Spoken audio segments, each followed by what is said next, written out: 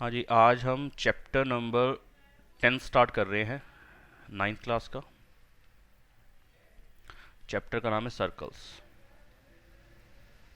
ठीक है, तो क्या है सर्कल, क्या होता है ये तो हमें मालूम ही है ना। सर्कल तो हम छोटी क्लासेस से पढ़ते आ रहे हैं। एक सर्कल बनाने की कोशिश करते हैं अच्छा सा। ये है सर्कल। ठीक है, ये जो रेड कर्व लाइन है, जो गोल गोल घूम रही है लाइन, ये सर्कल है। ठीक है, अब ये लाइन बोलनी है या कर्व बोलना है वो आपकी चॉइस रहेगी, यानी कि इसकी लेंथ। अगर मैं यहाँ पे एक पॉइंट डाल तो दूँ, पूरे के पूरे वैसे डिस्क बोलते हैं ना।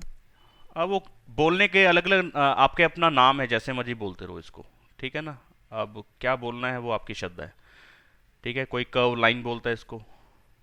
अब इसकी डेफिनेशन क्या है सर्कल की? सर्कल क्या है? सर सर्कल तो उस बाउंड्री को ही बोलते हैं जो अंदर का एरिया होता है, उसको तो मेरे ख्याल से डिस्क बोलते हैं। डिस्क बोलनी है बोल सर सकते हो, मैंने कोई पढ़ा प्रॉब्लम नहीं था। है। गलत थोड़ी ना, डिस्क बोलना गलत थोड़ी ना, डिस्क बोल सकते हो। Circle is the set of all points in a plane that are equidistant from a fixed point in the plane। ये है इसकी डेफिनेशन। अब इसकी डेफिनेशन पे अगर हम ध्यान दें तो वो फरमा रहे हैं इसके अंदर, सर्कल क्या है? Set of all points. अब ये सेट वर्ड तुमने फर्स्ट टाइम जीवन में पढ़ा होगा। अब सेट के अंदर भी, मैथ्स के अंदर सेट का एक अलग मीनिंग बनता है। नाम तो नहीं बोलना चाहिए, मैंने मीनिंग बोला, मैंने सही बोला है। सेट का एक अलग मीनिंग बनता है। ठीक है, ये सेट चैप्टर हम 11th क्लास में पढ़ेंगे। ठीक है, अब सेट क्या है? कलेक्शन ऑफ ऑब्जेक्ट्स, तो आप इसको कलेक्शन ऑफ पॉइंट्स भी बोल सकते थे। Circle is the collection of all points.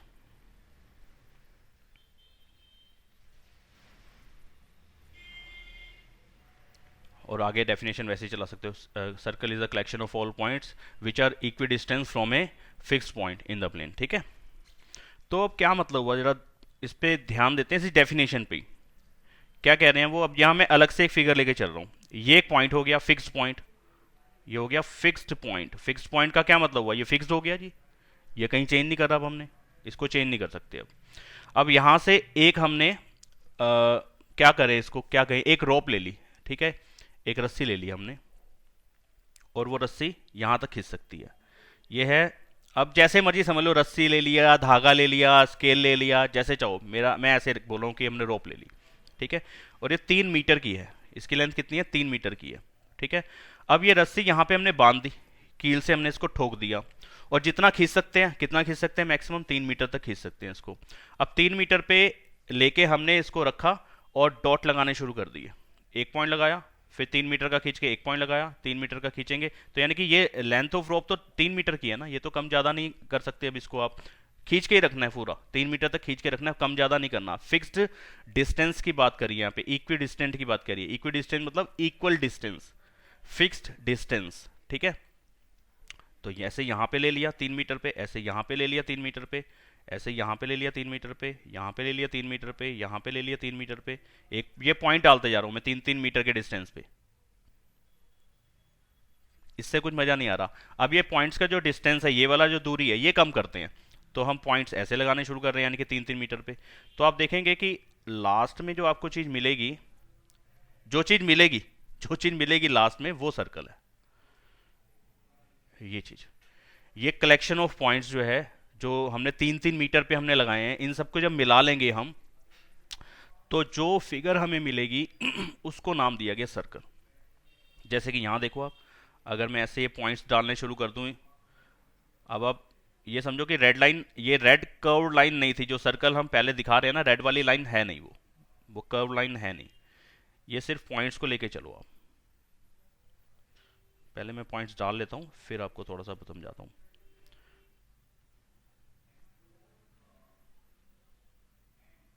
क्योंकि कई बार क्या होता है, हम टॉपिक को पढ़ लेते हैं लेकिन उसका मीनिंग भी हमें क्लियर नहीं होता। और थोड़ी देर के बाद, 2 क्लासेस के बाद, 1 क्लास के बाद अगर अब इसका मीनिंग नहीं भी याद रहेगा तो जो पहले से सर्कल पढ़ते आ रहे थे उतना से काम चल जाएगा हमारा। हमारे को इसकी इसकी डेफिनेशन पे हम ज़्यादा अच्छा काम करेंगे बड़ी क्लासेस में, 11th जैसे में।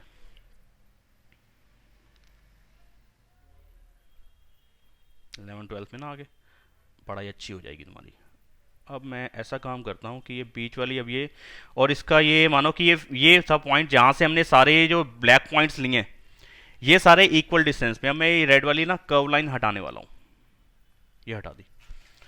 तो ये सारे पॉइंट्स को जब मिला दिया मैंने, अब थोड़े यहाँ पे भी मैं पॉइंट्स डाल देता हूँ। ये सारे पॉइंट्स, अब ये पॉइंट्स मैंने और ज़्यादा ले लिया, अभी तो फिर भी आपको इन पॉइंट्स में गैप नज़र आ रहा है। मैं इन पॉइंट्स को इतना ज़्यादा कर दूं कि ये आपको बीच में, इन पॉइंट्स के बीच में गैप ही नज़र ना आए। जैसे कि अभी यहाँ पे हमारे को गैप नज़र आ रहा है, ये नज़र ही ना आए, यानी कि इतने पॉइंट्स डाल दूं मैं इसके अंदर, इतने पॉइंट्स डाल दूं कि पॉइंट्स के बीच में गैप ही नज़र ना आए। तो लास्ट में आपको क्या होगा, ब्लैक से एक कर्व लाइन मिलेगी पूरी, उसको आप कर्व लाइन ही बोलोगे। फिर आप ये पॉइंट्स वाला पंगा ही भूल जाओगे, पॉइंट्स है ही नहीं यार, पॉइंट नज़र ही नहीं आ रहे, पॉइंट्स इतने मिले हुए हैं कि वो एक लाइन सी बना रहे हैं, कर्व लाइन। तो इन सारे पॉइंट्स की जो कलेक्शन है ये है हमारा सर्कल, ठीक है। तो सर्कल जब हमने बना लिया तो ऐसा करता हूं मैं, वो ब्लैक वाली वो रेड वाला ले आता हूं पार्ट वापस से। आजा यार, ज़्यादा पीछे चला गया।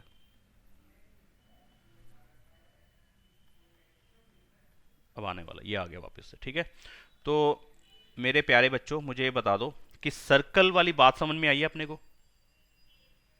Yes. Yes sir. Yes sir. ये जो रेड कर्व लाइन है ना, ये समझो आप रेड पॉइंट्स का कलेक्शन था, और ये इतने पॉइंट्स हैं कि वो पॉइंट्स के बीच में गैप नहीं रह रहा, तो हमारे को वो एक लाइन से ही मिलेगी, ठीक है ना। जैसे लाइन भी क्या है, कलेक्शन ऑफ पॉइंट्स ही है एक्चुअल में। ये जो लाइन है ये भी कलेक्शन ऑफ पॉइंट्स ही है।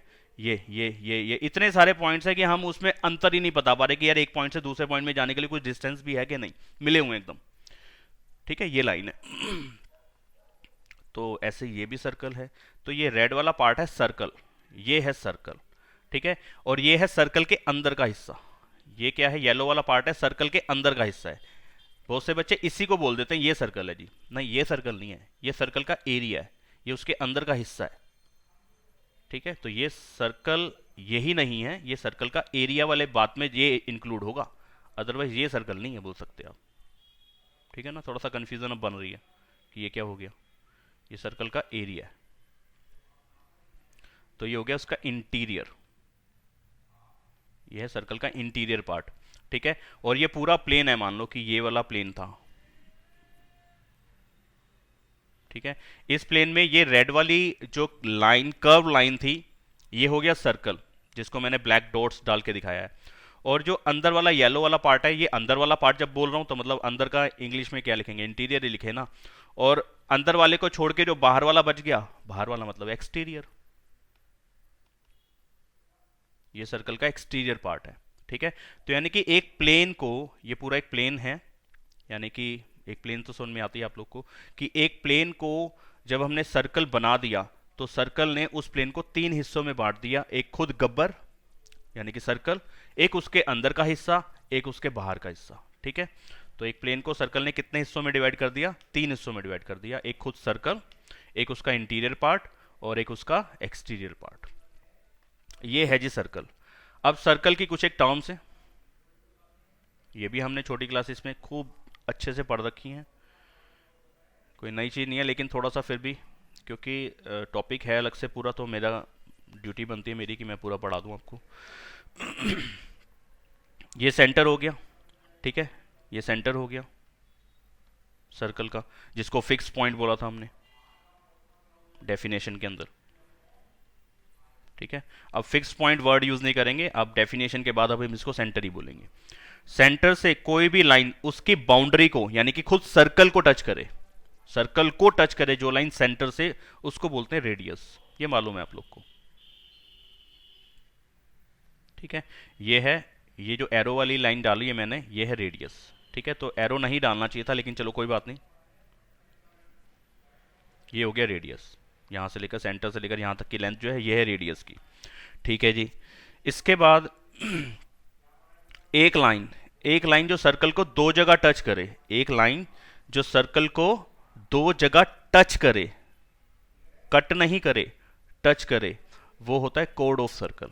जैसे कि मैंने एक लाइन बनाई, कहीं पे भी एक लाइन सेगमेंट बनाई इसके अंदर, ये चीज़ ऐसे, और इसका कलर चेंज करते जाते हैं ताकि कुछ फ़र्क आता रहे सब में। तो ये पर्पल लाइन, ये कोड है, ये क्या है, कोड ऑफ सर्कल। इसको पर्पल कलर से ही डाल देता हूँ, यहाँ तो लिख देता हूँ, यहाँ ब्लू कलर ले लेता हूँ,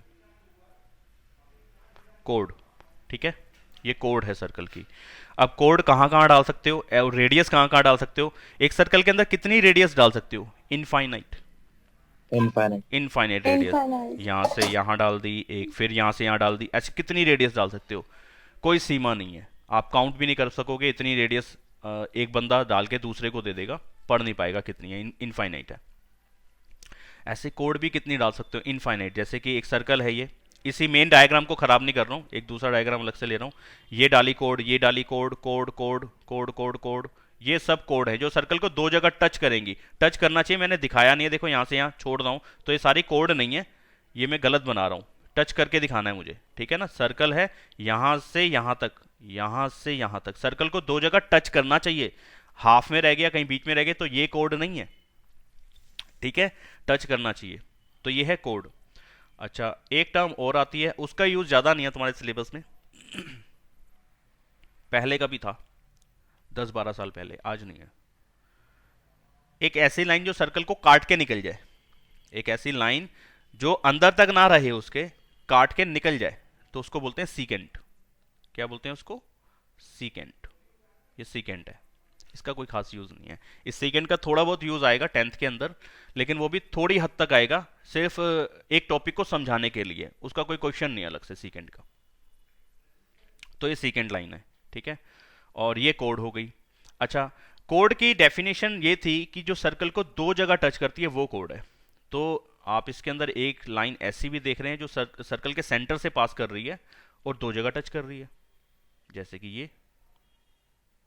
इसका कलर चेंज करते हैं, क्या कलर डालूं? ग्रीन डाल देता हूं। ये जो ग्रीन कलर की लाइन है, थोड़ी ब्लैक जैसी लग रही है, तो ये ग्रीन लाइन भी एक कोड है, ये भी कोड है, ये लॉन्गेस्ट कोड है, ये सर्कल की सबसे बड़ी कोड है, इससे बड़ी कोड हम नहीं बना सकते। ये लॉन्गेस्ट कोड है और इसका एक स्पेशल नाम दिया उन्होंने, पढ़ चुके हो तुम, जानते हो, diameter. Diameter is the longest code in a circle, ठीक है ना। एक सर्कल के अंदर ये कोड का काम करती है, कोड ही है, लेकिन कोड है क्योंकि सेंटर से पास कर लिया, स्पेशल नाम दे दिया गया उसका, इसको डायमीटर बोला गया, ठीक है। तो यहाँ पे डायमीटर का और रेडियस का एक रिलेशन बना, क्योंकि रेडियस भी सेंटर से जा रहा था, डायमीटर भी सेंटर से जा रहा है, लेकिन रेडियस सेंटर से जाती है, सर्कल को टच करती है, ये सेंटर से पास होती है, दोनों तरफ टच करती है, यानी कि दो रेडियस इसके अंदर आ जाती है, एक ऊपर वाली रेडियस आ जाती है, एक नीचे वाली भी रेडियस आ जाती है। तो यानी कि रेडियस और रेडियस मिलके बनता है डायमीटर। तो हम कह सकते हैं ना कि दो रेडियस मिलके बनती है एक डायमीटर। तो डायमीटर और रेडियस का यहाँ पे रिलेशन मिल गया, जो कि तुम्हें मालूम है, जो कि आप लोग को मालूम है, शायद से 7th क्लास से या 6th क्लास से ही सर्कल पढ़ाना शुरू कर देते हैं स्कूल के अंदर। तो वहाँ पे वो समझा दिया जाता है कि डायमीटर जो है ट्वाइस ऑफ रेडियस है, और अगर आप रेडियस डायमीटर से निकालना चाहते हो तो हाफ कर दो, यहीं से पता चल जाता है आपको। तो radius is half of diameter. हमने वो पढ़ लिया ना, volume and surface area, yes sir. तो उसमें तो तुमने पढ़ी ली है चीज सारी अच्छे से। तो वहाँ पे मैंने सर्कल वगैरह बताए थे कि नहीं बताए थे? बताए तो होंगे शायद से, चलो कोई बात नहीं, नहीं भी बताए तो नहीं, तुम्हारे को नहीं बताया होगा क्योंकि तुम्हारे में अलग से टॉपिक नहीं है सर्कल का एरिया निकालने वाला, वो 10th वालों के अंदर है, उनको बता चुका हूँ मैं, ठीक है जी। ये देखो कुछ एक नाम है और कुछ एक टर्म्स है। अब दूसरा डायग्राम बना लेते हैं, दूसरा सर्कल ले लेते हैं। हाँ जी, ये सर्कल है। अब इस सर्कल के अंदर अगर मैं एक कोड डाल दूं, एक कोड कहीं पे भी, कोड कहीं पे भी हो सकती है, लेकिन होने के लिए एक उसकी शर्त है कि कोड तभी है जब वो सर्कल को दो जगह टच करे, अदरवाइज वो कोड नहीं है, ठीक है। शर्त को ध्यान रखना है, डेफिनेशन को ध्यान रखना है। तो मानो कि ये हमने कोड बना दी कहीं पे भी, कलर चेंज कर देते हैं, पर्पल, ये कोड हो गई। अच्छा, इस कोड से सर्कल के दो हिस्से हो गए, इस कोड की वजह से सर्कल के दो हिस्से हो गए, ठीक है, एक ऊपर वाला है जिसको मैं येलो शेड कर रहा हूँ, और एक को शेड नहीं करता, अनशेडेड पार्ट, वाइट वाला। वाइट तो नहीं है खैर, पेज का कलर कुछ पता नहीं कैसा था, क्या नाम है इसका, पता नहीं कलर को क्या कहते हैं, लाइट ब्राउन। ठीक है, तो कोड की वजह से सर्कल के कितने हिस्से हो गए, 2 हिस्से हो गए। इन 2 हिस्सों के भी स्पेशल नाम है। ठीक है, तो इसको बोलते हैं सेगमेंट, सेगमेंट ऑफ सर्कल, या एरिया ऑफ सेगमेंट भी बोल सकते हो, एरिया ऑफ सेगमेंट भी बोल सकते हो, खाली सेगमेंट भी बोल सकते हो। तो ये सेगमेंट जहां पे भी आए तो मतलब कि वो इस पोर्शन की बात कर रहे हैं। ठीक है, तो ऐसे फिर ये नीचे वाला जो व्हाइट वाला हिस्सा है, जिसको व्हाइट ना करके मैं ऐसा करता हूँ, ब्लू कर देता हूँ, ये जो ब्लू वाला है, तो फिर ऐसे वो भी तो सर्कल का ही हिस्सा है और कोड की वजह से बन रहा है, तो हाँ ये भी सेगमेंट है। लेकिन ये बड़ा हिस्सा है और वो छोटा हिस्सा है, इसलिए इसको बोलते हैं मेजर सेगमेंट, उसको बोलते हैं माइनर सेगमेंट। ठीक है, तो बड़ा हिस्सा और छोटा हिस्सा, तो है ये भी सेगमेंट, लेकिन ये मेजर है, बड़े वाला हिस्सा है। ये है मेजर सेगमेंट, ये है माइनर सेगमेंट। ठीक है, आगे बढ़ते हैं।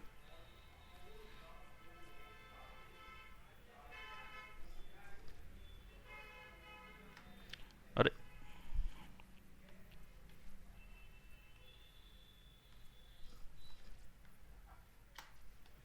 ये एक सर्कल, ओके, सर्कल में ये सेंटर है।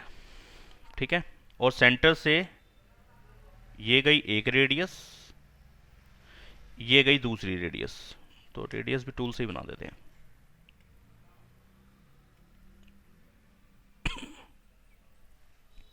अब 2 रेडियस कहीं पे भी आ सकती हैं, उसमें कोई दिक्कत वाली बात नहीं है, ऐसे भी आ सकती है, ऐसे भी आ सकती है। सेक्टर का काम आया। आवाज नहीं आ रही, आवाज कट क्या रही है, नेटवर्क प्रॉब्लम है क्या? समझ में नहीं आया क्या बोला चितेश आपने? सर अब हाँ आई थी, अभी आई थी, फिर ब्रेक हो गई। क्रैक हो रही है। चलो अभी थोड़ी देर में बात करते हैं।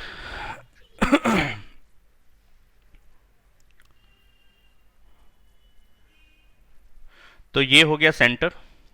ठीक है, सेंटर से 2 रेडियस डाल दी हमने, तो 2 रेडियस डाली तो वो उसको रेडियाई बोलते हैं, रेडियसिस नहीं बोलते, रेडियाई बोलते हैं यहाँ पे। तो 2 रेडियस के या 2 रेडियाई के जो बीच का एरिया होता है, ठीक है, उसको बोलते हैं सेक्टर। तो ये सेक्टर है, ये वाला पार्ट है सेक्टर का, तो ये है सेक्टर। ऐसे ही अब आप देखेंगे तो सर्कल में छोटा हिस्सा है, इस रेडियस के बीच का जो हिस्सा है उसको सेक्टर बोलते हैं, क्योंकि ये छोटा हिस्सा है इसलिए होगा माइनर सेक्टर, और ये बड़ा हिस्सा इसलिए ये होगा मेजर सेक्टर। ठीक है,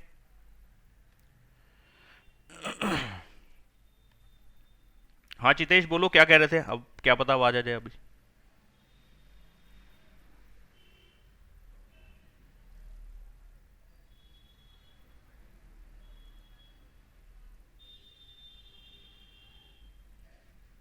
तो 2 रेडियस के बीच का हिस्सा क्या बोलते हैं, सेक्टर, और कोड के वजह से सर्कल जो 2 हिस्सों में बढ़ जाता है, एक दोनों हिस्सों को बोलते हैं सेगमेंट। हाँ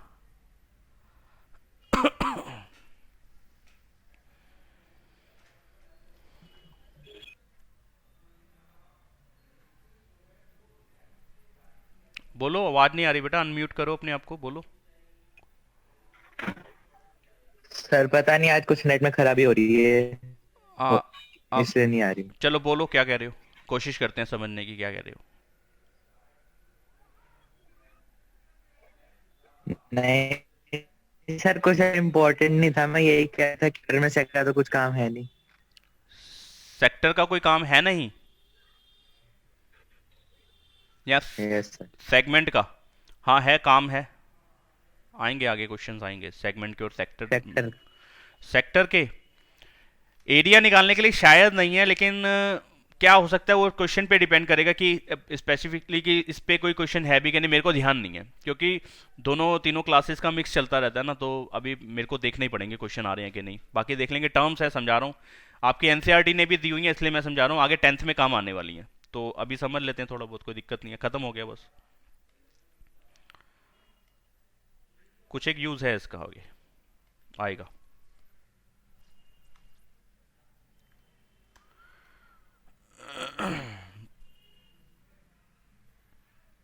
आ सकता है क्वेश्चन, आ सकता है माइनर सेक्टर पे बनने वाली कोड की लेंथ आ सकती है, कुछ भी एंगल आ सकता है, कुछ एंगल तो खैर नहीं आएगा, तुम्हारे सिलेबस में एंगल नहीं है।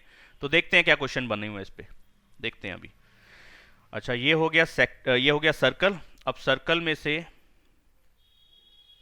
मैं, ये है, देखो ये जो सर्कल है, सर्कल क्या था, अब ये जो गोल गोल चल रहा है, एग्जैक्ट वो बाउंड्री वाला पार्ट, वो लाइन वाला पार्ट, जो कर्व लाइन चल रही है, इसको कर्व लाइन बोल दे तो वो सही रहेगा, है ना। लाइन तो नहीं बोल सकता, कर्व लाइन जो घूम रही है, ठीक है। तो ये जो कर्व पार्ट है ये ही सर्कल है, ये पर्पल वाला पार्ट ही सर्कल है, ये पर्पल जो दिख रहा है हमें ये सर्कल है। अंदर वाला सर्कल का एरिया है, बाहर वाला उसका बाहर वाला पार्ट है, ये खुद सर्कल है, ठीक है। ये जो पर्पल वाली बाउंड्री दिख रही है ये सर्कल है। तो ये सर्कल की जो लेंथ है, यानी कि इसकी बाउंड्री जो है, तो इस बाउंड्री को बोलते हैं सरकमफेरेंस ऑफ सर्कल। और सरकमफेरेंस ऑफ सर्कल एक तरीके से आर्क ही है, ठीक है ना, एक तरीके से आर्क है। वो आर्क पूरा घुमाते चले जाओ, पूरा कर दोगे तो वो सर्कल बन जाता है, ठीक है। इस आर्क के भी दो हिस्से ऐसे कर सकते हैं हम। अब वो इरेजर टूल ही यहाँ पे मुझे नहीं मिल रहा, एक सेकेंड।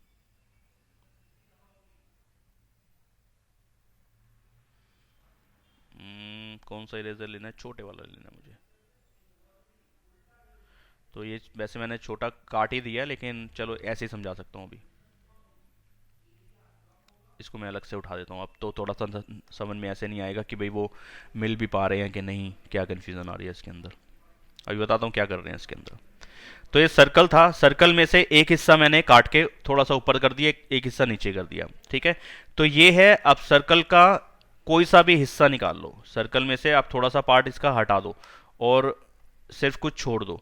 तो ये वाला जो हिस्सा है यहाँ जो मैंने इरेज कर दिया, ये दोनों आर्क हैं, ठीक है, ये दोनों क्या है, आर्क है।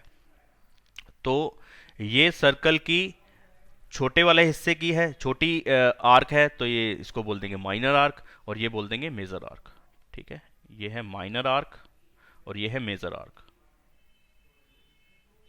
आर्क ये खुद purple line, curve line, arc, ठीक है। कैसे बोलना है अब ये देख लो इसको। अब इस पे अगर यहाँ इस पॉइंट पे नाम दे देता मैं ए और यहाँ पे दे देता बी, तो एक्चुअल में तो वो सर्कल ऐसे जा रहा था ना पूरा ही, तो ये वाला पॉइंट भी ए ही होना चाहिए था और ये वाला पॉइंट भी बी ही होना चाहिए था। ये दोनों तो आपस में मिले हुए थे, मैंने तो उखाड़ के थोड़ा सा उठा के ऊपर अलग से दिखा दिया था। तो ये माइनर आर्क है, ये हो गया ए बी आर्क, तो ए बी आर्क को हम ऐसे लिख देंगे। ये हो गया मेजर आर्क, तो ये भी हो गई ए बी आर्क। तो कैसे पता चलेगा आपको मेजर है कि माइनर है, मैं लिख दूं A B arc, A B arc. क्या पता चल रहा है मेजर है कि माइनर है, या तो आगे लिखो मेजर के लिए हम हमेशा एक बीच में एक पॉइंट डाल देते हैं। हाँ बिल्कुल सही, A B arc, A B भी आर्क, लेकिन नीचे वाली आर्क मेजर थी, ऊपर वाली आर्क माइनर थी। जैसे देखो ना ये सर्कल है, अब इस सर्कल के अंदर दो पॉइंट डाल दिए यहाँ पे मैंने, ये मानो एक पी है ये क्यू है, तो ये पी क्यू भी एक आर्क है और नीचे वाली पी क्यू भी एक आर्क है, दोनों ही आर्क है। लेकिन वो मैं ऊपर वाली आर्क को पढ़ रहा हूँ, वो मैं नीचे वाली आर्क को पढ़ रहा हूँ, अपने दिमाग को बोलता हुआ समझा रहा हूँ कि भाई मैं नीचे वाली पढ़ रहा हूँ, तो पी क्यू ही बोलूंगा, ऊपर वाली को भी पी क्यू बोलूंगा। तो इसमें फर्क करने के लिए क्या किया गया, तो जो मेजर है उसको तो ए बी ही पढ़ लिया गया, सॉरी माइनर है उसको तो ए बी ही पढ़ लिया गया। जो मेजर है, मेजर के अंदर कोई एक पॉइंट डाल दिया बीच में, जैसे कि सी डाल दिया, तो मेजर वाली को ए बी ऐसे ना पढ़ के ऐसे पढ़ा गया, ए सी बी, ए सी बी आर्क, या बी सी ए आर्क। तो ये हो गया, 3 पॉइंट लेके चल रहा हूं तो ये मेजर हो गई, 2 पॉइंट लेके चल रहा हूं तो माइनर हो गई। और वैसे आप किसी भी एक आर्क को, ज़्यादा परेशान होने की जरूरत नहीं, वैसे कर लेना, कोई दिक्कत वाली बात नहीं है, लेकिन ऐसे करोगे तो ज़्यादा अच्छा है। नहीं तो आपको ये एक आर्क है, जैसे कि ए बी को पढ़ना है, ए बी आर्क को दिखाना है या कभी एक लेंथ को दिखाना है, तो आर्क के लिए आपको ऊपर डालना पड़ेगा ऐसे कर्व सा, ये ठीक है, आधा चांद सा बनाना पड़ेगा, इसका मतलब वो आर्क को शो कर रहा है। और खाली ए बी डाल दोगे तो ये लाइन सेगमेंट के लिए हो गया, ठीक है, लाइन सेगमेंट के लिए हो गया। अब ये पॉइंट्स ऐसे डालने की जरूरत नहीं है, छोटी क्लासेस में आपने सीखे होंगे। ये लाइन सेगमेंट लाइन के लिए हो गया, ये लाइन सेगमेंट के लिए हो गया और ये आर्क के लिए हो गया। तो लाइन और लाइन सेगमेंट के लिए अब हम ऊपर ये चीज़ नहीं बनाएंगे, आर्क के लिए ये चीज़ बना देंगे, आधा चांद, ठीक है। और बस ऐसे कर लेना, ठीक है ना। और बाकी जो टर्म्स बीच बीच में और आती रहेंगी वो मैं समझा दूंगा। अभी तो मेरी खोपड़ी कह रही है कि इतने में काम चल जाना चाहिए। ठीक है, सर्कल पता चल गया, ये वाला पॉइंट्स क्लियर होने चाहिए। रेडियस क्या है, डायमीटर क्या है, कोड क्या है, सीकेंट क्या है। सीकेंट बस जानने के लिए, उसका यूज़ नहीं है ज़्यादा। और जो सेंटर से पास करेगी वो भी कोड ही होगी, लेकिन वो डायमीटर होगी। माइनर सेगमेंट, मेजर सेगमेंट, कोड की वजह से जो हिस्से बनेंगे वो माइनर सेगमेंट और मेजर सेगमेंट के होंगे। या खुद कोड की लेंथ, जो कोड खुद है उसकी, वो भी एक सेगमेंट ही पढ़ लेते हैं, उसको भी एक तरीके से सेगमेंट के पार्ट पढ़ लेते हैं। ठीक है, और दो रेडियाई के बीच का जो एरिया होता है उसको सेक्टर का एरिया बोलते हैं। ये माइनर छोटा हो गया, मेजर बड़ा हो गया। ऐसे ही आर्क भी दो हिस्से में, अगर सर्कल को तोड़ दोगे, वो सर्कल को ही दो हिस्सों में काट दोगे, तो ये वाला जो कर्व ऊपर वाला या कोई सा भी जो छोटे वाला है वो माइनर हो गया, जो बड़े वाला है वो मेजर हो गया। ठीक है, बस इतना सा बात है। आगे कर लेते हैं, कुछ एक प्रॉपर्टीज देख लेते हैं और उन पे बेस्ड क्वेश्चन देख लेते हैं। सर आपकी वॉइस कटती है। आपकी भी वॉइस कट के आ रही है मेरे पास। सर डायमीटर से जो दो हिस्से होंगे उन्हें तो सेमी सर्कल ही कहेंगे ना। हाँ, डायमीटर से जो दो हिस्से होंगे वो सेमी सर्कल कहेंगे। जैसे कि ये सर्कल है, ये डायमीटर आ गया, तो यहाँ पे ये दोनों सेगमेंट भी बन सकती हैं। आप कह सकते हो ये सेगमेंट है, ये भी सेगमेंट है, ये दोनों इक्वल सेगमेंट है। तो इक्वल, जब भी सेगमेंट इक्वल रहेंगी तो वो दोनों सेमी सर्कल होंगे। ऐसे ही दो रेडियाई के बीच का, जैसे कि एक रेडियस ये हो गई, एक रेडियस ये बीच में हो गई, तो दो रेडियस के बीच के हिस्से को बोला गया था सेक्टर। तो इस तरीके से मैं कह सकता हूँ ये सेक्टर भी है। ठीक है, क्योंकि ये 180 डिग्री का एंगल बन रहा है बीच में, यानी कि एक डायमीटर के हिसाब से मैं सेक्टर वाली बात कर रहा हूँ, तो ये दोनों सेक्टर भी सेमी सर्कल ही होंगे। ठीक है, क्योंकि एक स्ट्रेट लाइन वाली बात आ गई यहाँ पे। और इस पे करेंगे, डिस्कस करेंगे, मतलब कि इस पे चर्चा करेंगे आगे इस बात पे। अभी मैं इरेजर चेंज कर लूँ। चलो, अब टर्म्स वाली बातें, तो टर्म्स तो हो गई, ज़्यादा पंगा हो गया उस पर। अब क्वेश्चन ले लेते हैं कुछ एक और प्रॉपर्टीज पढ़ लेते हैं। मैंने प्रॉपर्टीज इसकी तो देख लेते हैं क्या क्या प्रॉपर्टीज हैं।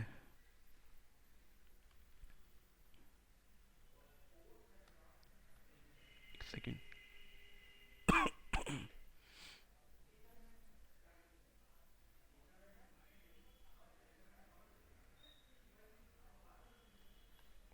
हम्म,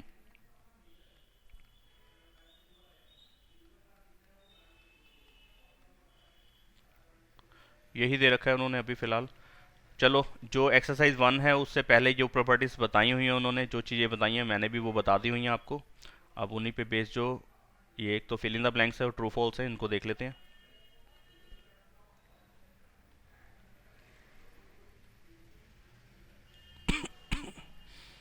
एक्सरसाइज 10.1।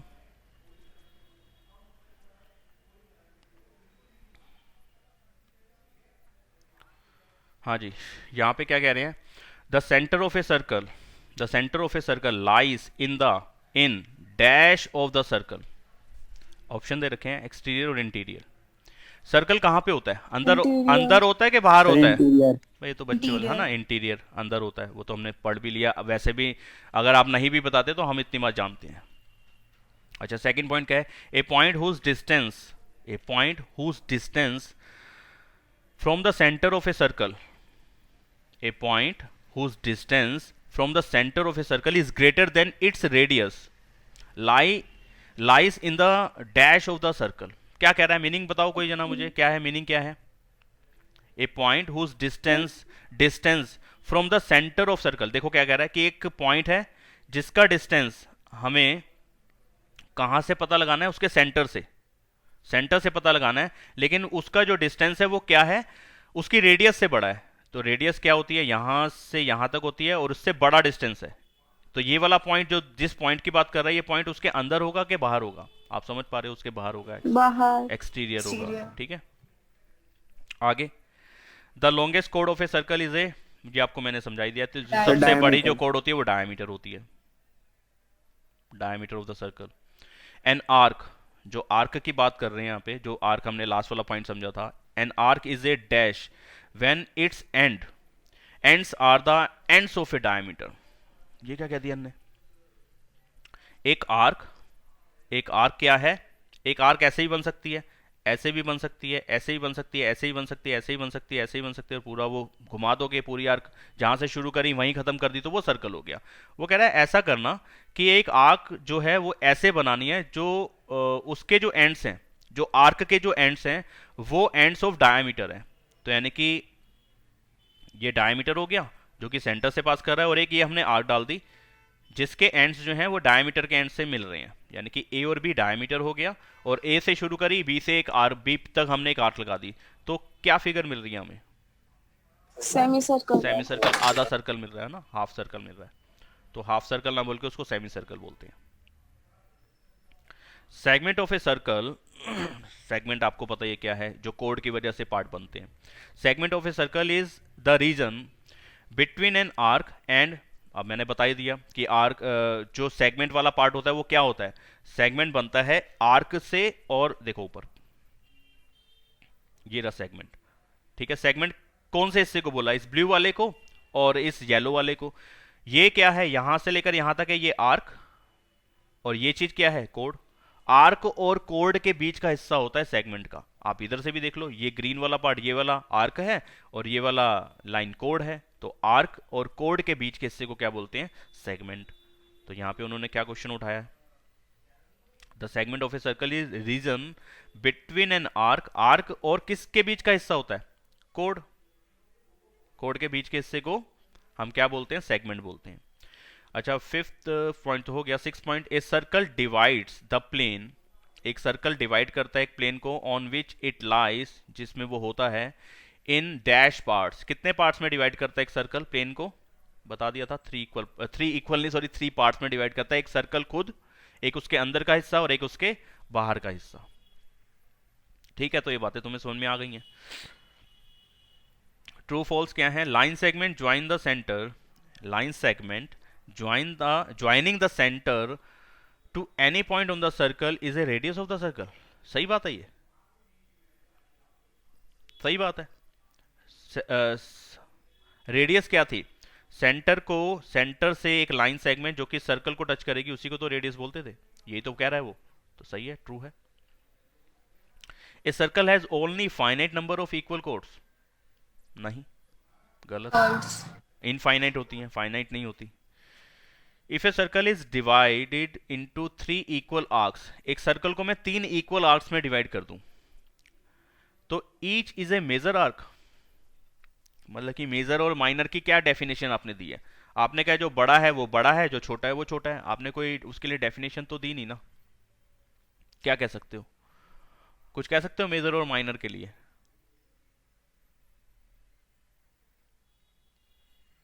यही तो कहोगे, मेजर मतलब वो बड़ा है और माइनर मतलब छोटा है। अब आपने कह दिया कि एक सर्कल को आपने 3 हिस्सों में बांट दिया, मतलब कि 3 इक्वल आर्क्स में डिवाइड कर दिया। मान लो कि आर्क लेंथ थी, ये सर्कल की जो सर्कमफ्रेंस थी वो 120 सेंटीमीटर थी, सर्कल की जो सर्कमफ्रेंस थी वो 120 सेंटीमीटर थी। इनको 3 हिस्सों में डिवाइड करना, तो 3 से डिवाइड कर दो, तो एक आर्क की लेंथ कितनी आ जाएगी, 40 सेंटीमीटर। तो यानी कि यहां से लेकर यहां तक 40 सेंटीमीटर हो गया, यहां से लेकर यहां तक 40 सेंटीमीटर हो गया, और यहां से लेकर यहां तक 40 सेंटीमीटर हो गया। 40 सेंटीमीटर, 40 सेंटीमीटर एंड 40 सेंटीमीटर, तो ये तीनों तो बराबर हुई ना। किसको छोटा बोलूंगा, किसको बड़ा बोलूंगा, सभी बराबर हैं। तो क्या ये मेजर आर्क हुई? नहीं, तो इक्वल आर्क हुई। ठीक है, तो ये रॉन्ग है। अगला, ए chord of a circle which is twice as long as its radius, एक chord की लेंथ जो कि उसकी रेडियस का डबल होगा, is a diameter of a circle. हाँ जी, बिल्कुल सही बात है। एक कोड सर्कल को 2 जगह टच करनी चाहिए, मैंने कहा ये है, यहां पे बना दी मैंने, ये सेंटर था मानो, ठीक है, यहां मैंने बना दी। लेकिन वो कह रहा है कि ये जो कोड तूने बनाई है ना भाई, ये रेडियस का डबल कराना तेरे को, तो रेडियस तो सेंटर से पास होती है, यानी कि ये लाइन मुझे यहां नहीं बनानी चाहिए थी, मुझे सेंटर से पास करानी चाहिए थी। ठीक है, इसमें एक रेडियस यहां आ जाए, एक रेडियस यहां आ जाए, डबल रेडियस हो जाएगी। तो जो ट्वाइस ऑफ रेडियस होगी, एक ऐसी लाइन, एक ऐसी कोड जो कि रेडियस का डबल होगी, उसको क्या हम डायमीटर बोलते हैं? हाँ जी, डायमीटर बोलते हैं, कोई दिक्कत वाली बात नहीं होगी इसके अंदर। सेक्टर, मैं सेकंड पढ़ने वाला था अभी। सेक्टर इज द रीजन, तो सेक्टर कौन सा रीजन है? Between the code and the corresponding arc. अब यहां पे समझो कि वो सेक्टर वाली बात जो समझी हमने, वो यहां काम आ गई इस ट्रू फॉल्स के लिए। ठीक है। तो सेक्टर जो है रीजन है between the code and the corresponding arc. देखते हैं जी ऊपर, ये था सेक्टर। सेक्टर था आर्क और रेडियाई के बीच का एरिया, आर्क और रेडियाई के बीच का एरिया, या दो रेडियाई के बीच का एरिया, दो रेडियाई के बीच का एरिया। आपने क्या बोला? Sector is the region between the code and it's corresponding arc. नहीं, कोड और आर्क के बीच का एरिया तो सेगमेंट था, सेक्टर नहीं है, तो ये तो गलत है। ठीक है, आ रही ना बात समझ में कि नहीं आ रही? Yes sir. हाँ sir. A circle is a plane figure. हाँ जी, प्लेन फिगर हो गए ट्रू फॉल्स। आगे बढ़ते हैं। हाँ जी, आगे इन्होंने देखो क्या बताया हुआ है बुक के अंदर। उन्होंने दिया हुआ है अगला, जो इस एक्सरसाइज के बाद जो फर्स्ट पॉइंट उन्होंने समझाया है बुक के अंदर, उन्होंने बोला क्या है, एंगल सबटेंडेड बाय ए कोड एट ए पॉइंट। कोड जो एक पॉइंट पे एंगल बनाता है वो क्या, मतलब कि वो क्या चीज समझाना चाह रहा है उस चीज को देखते हैं। इसको समझा रहा है, मतलब एंगल सबटेंडेड बाय ए कोड एट ए पॉइंट। तो कोड एक पॉइंट से पे जो एंगल बनाती है वो क्या चीज है? तो जैसे कि एक सर्कल ले लेते हैं, काफी मोटा सर्कल आ गया यार ये तो। अरे भाई ओ कहाँ जा रहा है?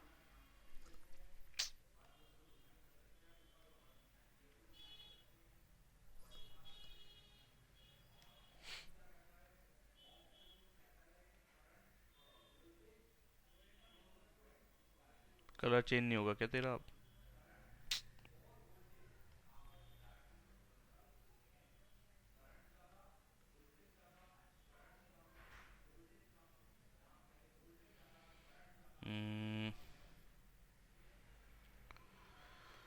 हाँ जी, ये सर्कल आ गया। तो क्या समझा रहा था? एंगल सबटेंडेड बाय ए कोड एट ए पॉइंट। ये हमने कोड बना दी एक, ठीक है, और कहीं पे भी एक पॉइंट ले लिया, ये पॉइंट ले लिया, और इस पॉइंट से जो इस कोड ने एंगल बनाया, इस एंगल की बात हमें बताई जा रही है वहां पे। इस P पॉइंट पे इस कोड ने, ये कोड का नाम हम ए बी दे देते हैं, तो इस ए बी कोड ने इस P पॉइंट पे जो एंगल बनाया वो ये वाला एंगल है। इसको एंगल 1 पढ़ो, चाहे एंगल ए पी बी पढ़ो, चाहे बी पी ए पढ़ो, ए पी बी पढ़ो, चाहे बी पी ए पढ़ो, चाहे आप नंबर डाल के एंगल 1 पढ़ो। ठीक है, इन तीनों में से कुछ भी पढ़ो, लेकिन खाली P पढ़ना अभी सही नहीं रहेगा, क्योंकि अभी फिलहाल इस डायग्राम पे तो सही रहेगा, कोई दिक्कत नहीं है। लेकिन जब दो तीन मिक्स हो जाते हैं, यानी कि इस लाइन को मैं थोड़ा सा आगे बढ़ा दूं तो वैसी गड़बड़ हो जाएगी। तो खाली इस नाम से मत पढ़ना कभी भी, एंगल नंबर डाल के पढ़ लेना, वो सही है। तो ये है एंगल सबटेंडेड बाय ए कोड एट ए पॉइंट। अब वो सेंटर पे भी हो सकता है, मानो कि अगर ये सेंटर है, सेंटर थोड़ा मैंने गलत बना दिया, यहाँ कहीं पे होगा सेंटर, तो कोड ने एंगल जो सेंटर पे बनाया तो वो ये वाला होगा, ए ओ बी या बी ओ ए, या खाली इस पे नंबर डाल सकते हो 2, ऐसे ये चीज है। अच्छा, ये प्रॉपर्टी सब थ्योरम से ये याद रखनी है, पॉइंट से याद रखने हैं, इन्हीं का ही काम आगे होने वाला है। क्या कह रहे हैं आगे? Equal chords of a circle subtends equal angles at the centre.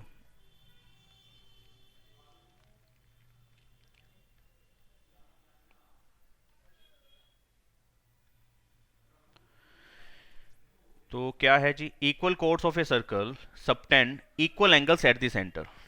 यानी कि एक सर्कल है, इसकी दो इक्वल कोड्स हैं, एक ये कोड हो गई और एक ये कोड की लेंथ हो गई, और ये दोनों लेंथ इक्वल हैं, ये ए और ये बी है, ये मानो पी और क्यू है।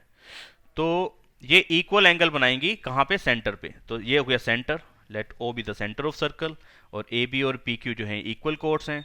तो जो एंगल ये वाली कोड बना रही है सेंटर पे, वो एंगल बनेगा कुछ ऐसे, और जो दूसरी वाली कोड है वो सेंटर पे जो एंगल बनाएगी वो बनेगा कुछ ऐसे, ये रेड वाला। एक ये एंगल बना और एक ये एंगल बना, ठीक है। अब वो कह रहे हैं कि जो इक्वल कोड्स हैं वो सेंटर पे इक्वल एंगल बनाती है।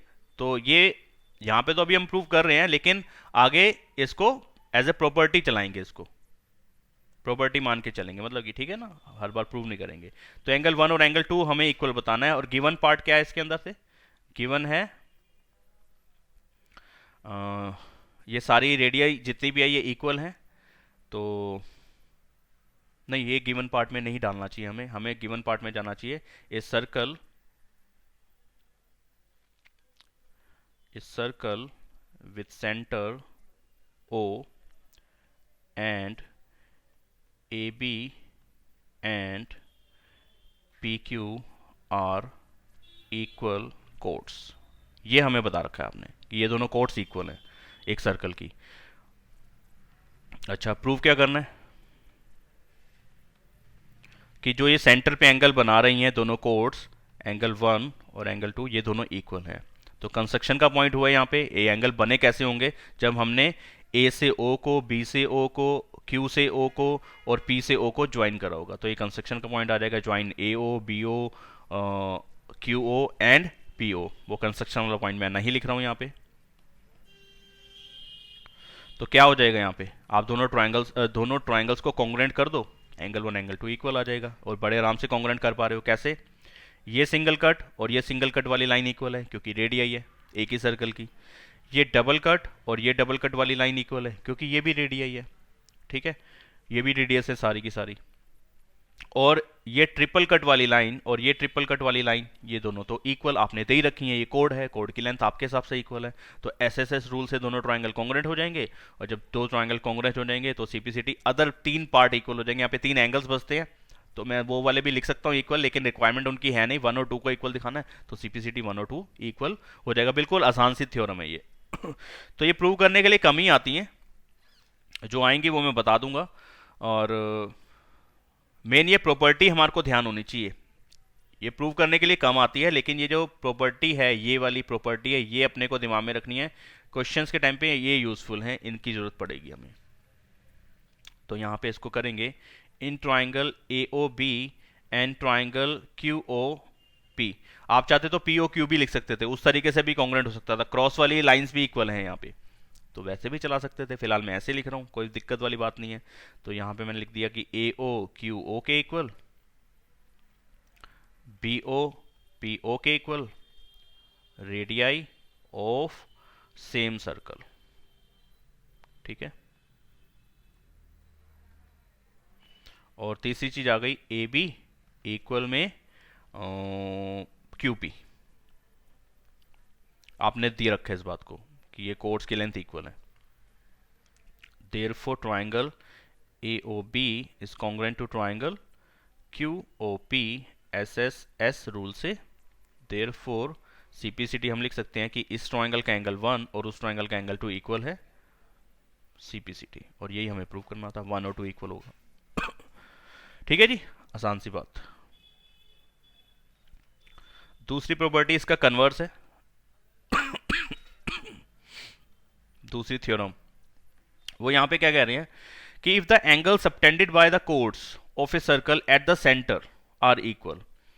वो यहां पे कह रहे हैं कि जो कोड्स, दो कोड्स एक सेंटर पे, यानी कि एक ही सर्कल की बात कर रहे हैं, एक सर्कल पे 2 कोड्स हैं और दोनों कोड जो सेंटर पे एंगल बना रही है, वो दोनों एंगल्स अगर इक्वल होंगे तो ऐसे में कोड्स की लेंथ भी इक्वल होगी, then the chords are equal, ठीक है। तो ये उस बात का कन्वर्स हो गया।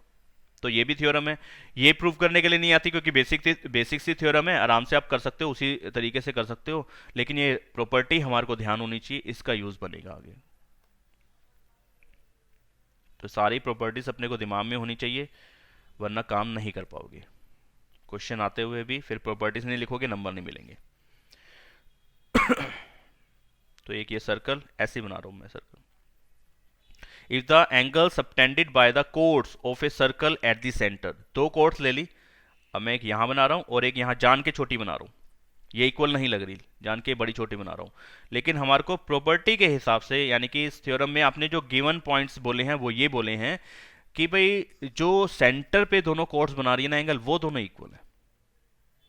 यानी कि ये वाली जो कोड है AB, इसका नाम डाल देता हूं मैं AB कोड जो सेंटर O पे एंगल बना रही है वो हो गया एंगल 1, और ये दूसरी वाली जो PQ कोड है ये सेंटर पे एंगल बना रही है एंगल 2। इस पे डाल देता हूं मैं नंबर, ये नंबर 2 एंगल बना रही है, ठीक है। इस एंगल को हमने नंबर 2 डाल दिया, ठीक है। सेकेंड, आपके हिसाब से एंगल 1 और एंगल 2 इक्वल है, ठीक है, तो हमें ये बताना है कि ये दोनों कोड्स की लेंथ भी इक्वल होगी। ये चीज प्रूव करनी है कि ए बी और पी क्यू की लेंथ इक्वल है। और ये गिवन पार्ट में यही है कि एक सर्कल के अंदर दो जो एंगल बना रहे हैं सेंटर पे दोनों कोड्स जो एंगल बना रही है वो दोनों इक्वल है, तो यानी कि वो सेंटर पे बनने वाले एंगल 1 और 2 ही आ रहे हैं। ठीक है, तो कैसे इसको कर सकते हैं, वैसे ही कर सकते हैं जैसे पिछले वाले को करा है। क्या कर सकते हो, ये वाला लाइन और ये वाली लाइन इक्वल है ना, लाइन सेगमेंट, ये ए और O Q radii of same circle, एक ही सर्कल। सर साइड एंगल साइड से। बिल्कुल सही बात, साइड एंगल साइड से। ठीक है, साइड एंगल साइड से दोनों ट्रायंगल कॉन्ग्रुएंट हो जाएंगे और फिर ए बी और पी क्यू की लेंथ इक्वल हो जाएगी। लिख पाओगे इसको, कोई दिक्कत वाली बात नहीं है। लिख पाओगे क्या नहीं लिख पाओगे? सर लिख लेंगे। हाँ, फिर भी मैं लिखवा देता हूँ। In triangle A O B and triangle P O Q, 1 number 2 number में पूछ सकते हैं इसका प्रूव करने को आ सकते हैं, मतलब 1-2 नंबर में, ज़्यादा नहीं। तो क्या लिखेंगे यार, A O is equal to O Q, B O is equal to P Q, radii है ये, और यहाँ पे एंगल 1 एंगल 2 इक्वल है। तो therefore triangle A O B is congruent to triangle Q O P side angle side rule से। और हम इसके बाद लिख सकते हैं कि जो ए बी की लेंथ है ये वाली और जो क्यू पी की लेंथ आएगी वो दोनों इक्वल होंगी। और यही आपने कहा था प्रूव करो कि दोनों कोड्स की लेंथ इक्वल होगी।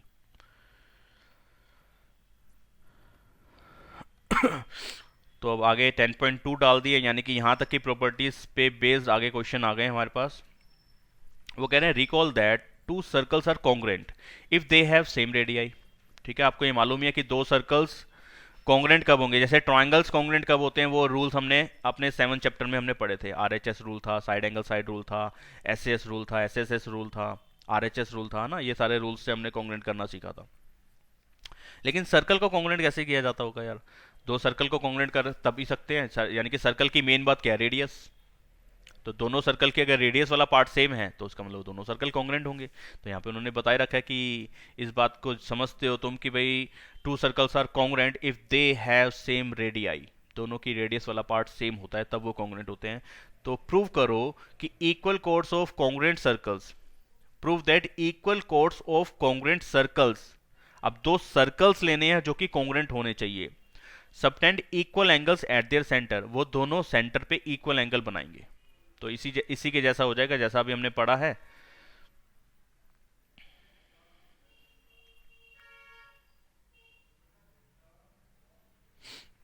तो 2 सर्कल बना लेते हैं और कॉन्ग्रुएंट हैं तो सेम ही होंगे।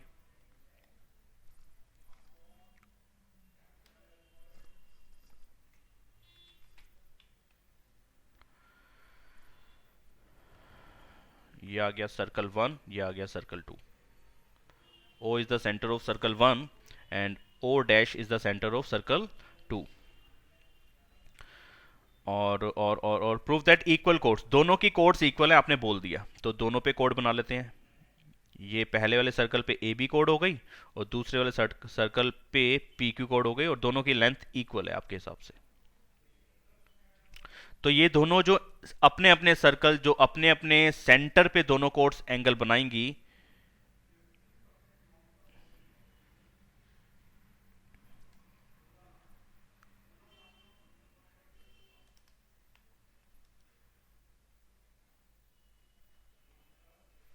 वो दोनों जो एंगल हैं ये दोनों इक्वल होंगे।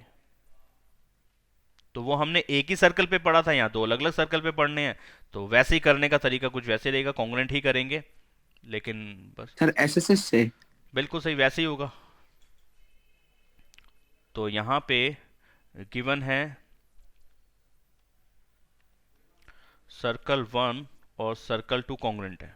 ठीक है, इसका मतलब हो गया कि ओ ए, या ये चलो ये नहीं लिखते यहाँ पे, गिवन में सारा कुछ कॉन्ग्रुएंट वाला पार्ट डाल दिया यहाँ पे। प्रूफ क्या करना है, दोनों का एंगल जो सेंटर पे बना रही है दोनों कोड्स, वो दोनों एंगल इक्वल हैं। ठीक है जी, तो कंस्ट्रक्शन यहाँ पे भी होगा कि ओ से ए को ज्वाइन करा, ओ बी को ज्वाइन करा, ओ डैश पी को ज्वाइन करा और ओ डैश क्यू को ज्वाइन करा। ठीक है, तो कंस्ट्रक्शन भी लिखनी पड़ेगी यहाँ पे, ज्वाइन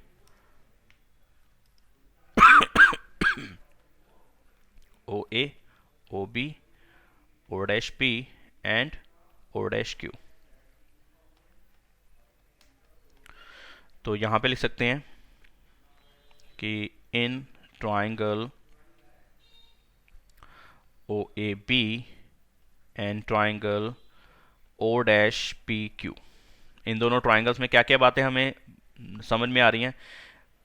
ये पहले सर्कल की रेडियस है, ये दूसरे सर्कल की रेडियस है, लेकिन ये दोनों रेडियस तो सेम है, क्योंकि आपने हमें यही बताया, हम ये जानते हैं इस बात को कि भाई दो सर्कल कॉन्ग्रुएंट दे रखे हैं अगर, तो उनका मतलब है कि दोनों के दोनों सेम रेडियस के हैं।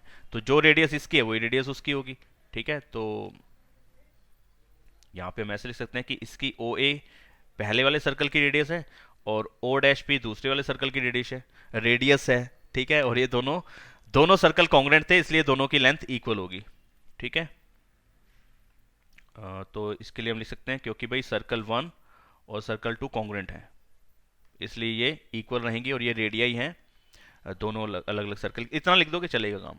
ऐसे ही यहाँ पे दूसरा आ जाएगा ओ बी और O dash Q, same reason से, क्योंकि दोनों कॉन्ग्रुएंट सर्कल आपने दे रखे हैं।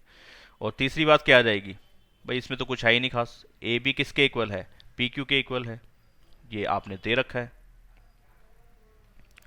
इसलिए triangle O A B is congruent to triangle O dash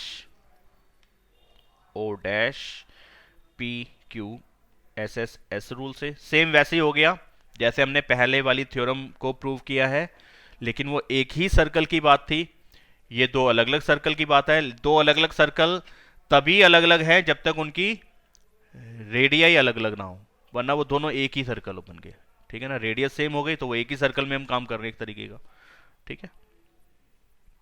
तो हम लिख सकते हैं कि यहाँ पे एंगल 1 और एंगल 2 इक्वल रहेंगे, क्योंकि इसका एंगल 1 बन रहा है, उसमें एंगल 2 बन रहा है, सीपीसीटी। तो कुछ ऐसा तो नहीं है जो समझ में ना आ रहा हो आप लोग के?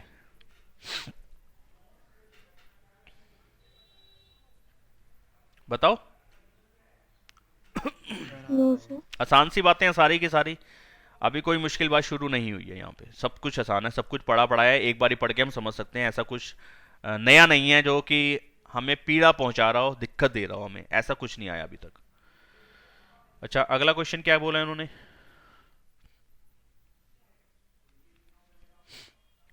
Prove that if codes of congruent circle subtend equal, वो सेम वही बात है। यहाँ पे कह रहा है कि if codes of congruent circle subtend equal angles at the centre, यानी कि दो कोड्स हैं दो अलग अलग सर्कल की, कॉन्ग्रुएंट सर्कल्स की, तो दो अलग अलग सर्कल हो गए, लेकिन क्योंकि कॉन्ग्रुएंट है तो वो एक ही सर्कल पे आप काम करके देख सकते हो, लेकिन हमें दिखाना दो सर्कल ही पड़ेंगे, क्योंकि आपने बोला है कि कॉन्ग्रुएंट सर्कल है दो भी दो। तो दो कॉन्ग्रुएंट सर्कल की जो कोड्स हैं वो जो सेंटर पे एंगल बना रही हैं वो दोनों एंगल्स इक्वल हैं, आपने क्वेश्चन में दे दिया कि वो दोनों एंगल इक्वल हैं, तो वो कोड की लेंथ इक्वल हो जाएगी, जो सेकंड वाला पार्ट था, यानी कि साइड एंगल साइड रूल से यहाँ पे कॉन्ग्रुएंट कर लेंगे, तो सीपीसीटी वो साइड्स इक्वल आ जाएंगी, बची हुई कर पाओगे इसको, कोई दिक्कत वाली बात तो नहीं है। इसको नहीं लिखवाऊं चलेगा, सेकंड थ्योरम के जैसे यहाँ लिख देना, दो सर्कल बना के कॉन्ग्रुएंट दिखा के उनकी रेडियस वाला पार्ट इक्वल दिखा के काम शुरू कर देना, और पूरा का पूरा प्रूफ वैसे ही है जैसे कि हमने सेकंड थ्योरम में करा था, ठीक है ना भाई? कोई नई बात तो नहीं इसके अंदर लग रही है आप लोग को? No sir. No sir. आगे बढ़ जाते हैं। ये अब आगे वाली जो प्रॉपर्टीज आ रही है ये बड़ी यूजफुल है, और यूजफुल ये भी थी, लेकिन ये जो अब आगे आ रही हैं, आपने रामायण देखी है कभी, रामायण टीवी पे? हाँ सर। नई वाली पुराने वाली? सर पुरानी। दोनों ही देखी है। दोनों ही देखी है मैंने, नई वाली नहीं देखी, पुराने वाली ही देखी थी जब मैं तो स्कूल डेज, सर पुरानी ही बेटर है ना। है। पुरानी वाली अच्छी है क्योंकि उसके अंदर कुछ ड्रामेबाजी कम है, मतलब कि ड्रामेबाजी है ही नहीं, आज वाली में तो कुछ ज़्यादा ही ड्रामेबाजी दिखाते हैं, एक आधे एपिसोड मैंने भी कभी देखे हों किसी के। तो उसके अंदर याद है कभी कि वो लड़ाई होती थी दो की, राम जी की और लक्ष्मण जी की, कभी रावण से हो रही है, कभी मेघनाथ से हो रही है, कभी किसी राक्षस से हो रही है, जो मर नहीं रहा। हाँ सर। क्या देखी करते थे फिर वो भगवान, क्या करते थे भगवान राम, भगवान लक्ष्मण क्या करते थे?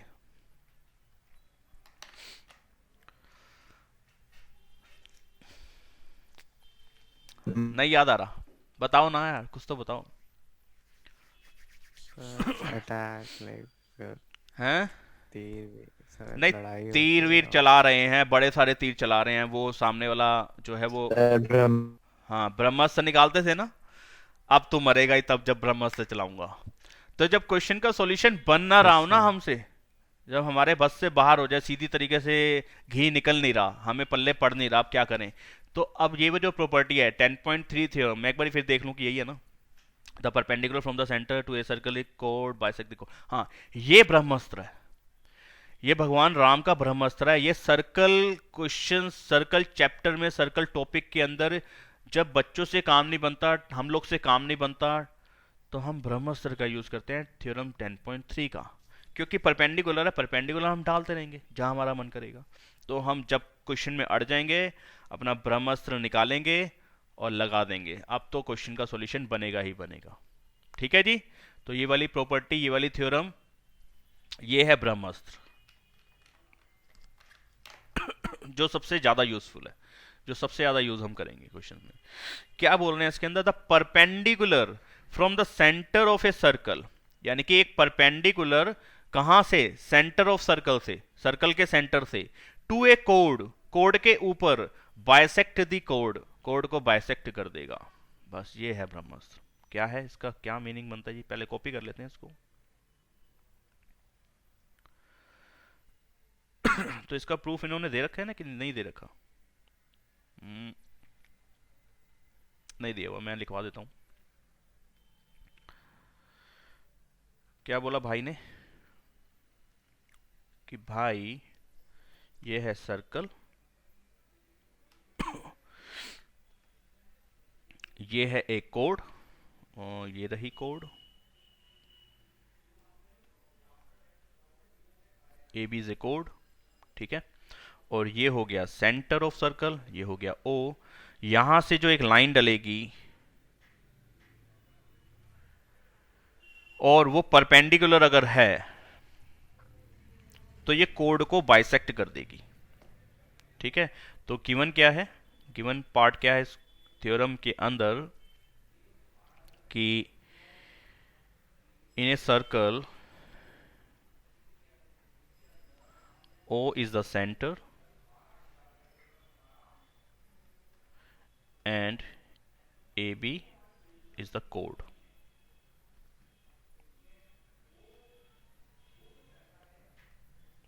ठीक है।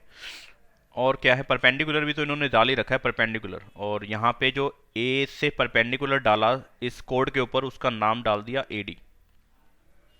AD परपेंडिकुलर है AB के ऊपर। ये सब चीजें पता है हमें। तो हो क्या जाएगा, यानी कि हमें प्रूव क्या करना है? हमें प्रूव करना है कि OD bisect the code, bisects the code. ठीक है। कोड मतलब वो AB।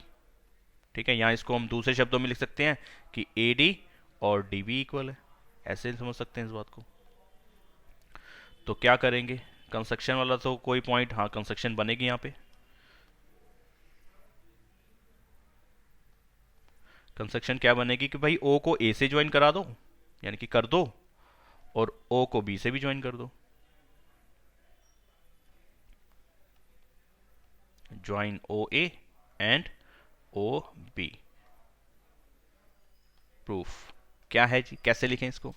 आप समझ पा रहे होगे कि ये वाली लाइन और ये वाली लाइन, यानी कि OA और OB, ये दोनों रेडियस हैं, रेडियाई हैं, तो इक्वल होंगी होंगी। तो मैं लिख सकता हूं कि in triangle OTA and triangle OTP OA is equal to OB, ये रेडियाई हैं इसलिए इक्वल रहेंगी। ठीक है।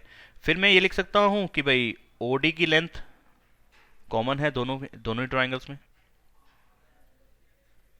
और मैं फिर ये भी लिख सकता हूँ कि यार ये परपेंडिकुलर तो आपने डलवाया है, आपकी डिमांड है क्वेश्चन, मतलब कि आपकी डिमांड इन द सेंस आपने दे रखा है कि जो परपेंडिकुलर है सेंटर से कोड के ऊपर, वो बाइसेक्ट कर देता है। तो बाइसेक्ट हम करा रहे हैं, परपेंडिकुलर तो आपने दिया है।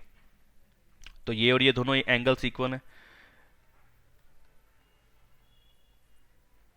एक तरीके से गिवन पार्ट है ये।